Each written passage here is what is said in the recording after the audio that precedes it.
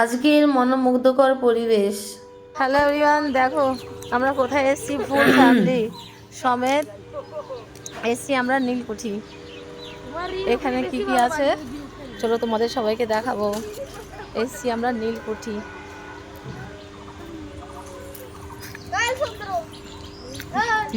তো দেখতে থাকো, তোমাদেরকে ভালো ভালো সুন্দর সুন্দর ভিউ দেখাবো। তো চলা যাক নদীর দিকে।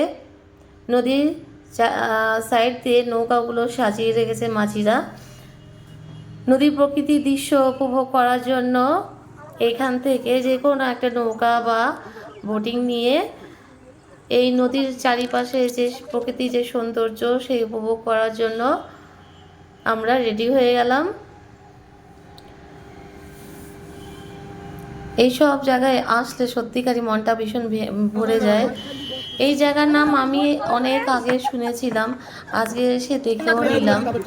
যে ইতিহাসের পাতায় শুনেছিলাম যে নীলকুঠির পাশ দিয়ে যে এই নদীটা আছে, নদীর ওপারে আছে ভয়ানক জঙ্গল, যে ওই জঙ্গলে প্রচুর হরিণের দেখা মেলে। তো যে গেটটা আমরা হরিণ দেখতে যাব, সেই গেটটা টাইম ওভার হয়ে গেছিলো বলে আমরা হরিণ দেখতে পেলাম না। তো যাই হোক, হরিণ না দেখতে পেলে তাদের কী হয়েছে, নদী চারিপাশে যে এত সুন্দর প্রকৃতি সৌন্দর্য সেটা তো উপভোগ করি, আর তোমাদেরকেও এই সৌন্দর্য উপভোগ করার সুযোগ তৈরি করে দিই।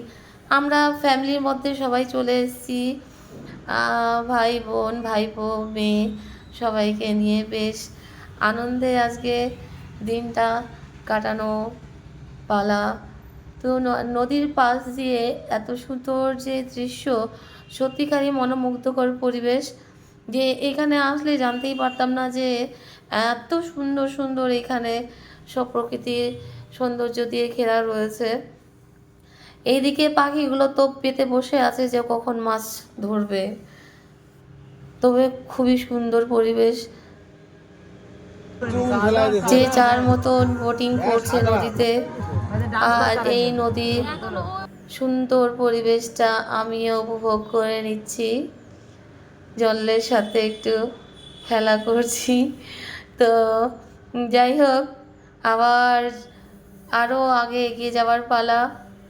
এইদিকে আবার মাঝে কি সুন্দর সন্ধ্যা হয়ে আসছে, তাই মাছ ধরার জন্য জাল পাচ্ছে।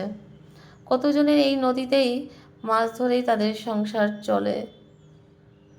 দেখো এইদিকে আবার ভাইপো মেয়ে সেই মজা করছে, তার সাথে আমার দাদাও পাল্লা দিচ্ছে।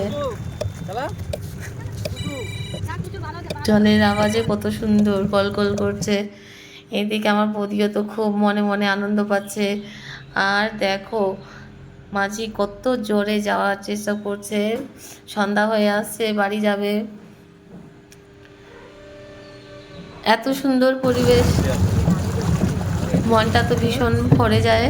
তো তোমাদের কেমন লাগলো আমার এই ভিডিওটা অবশ্যই তোমরা জানিও।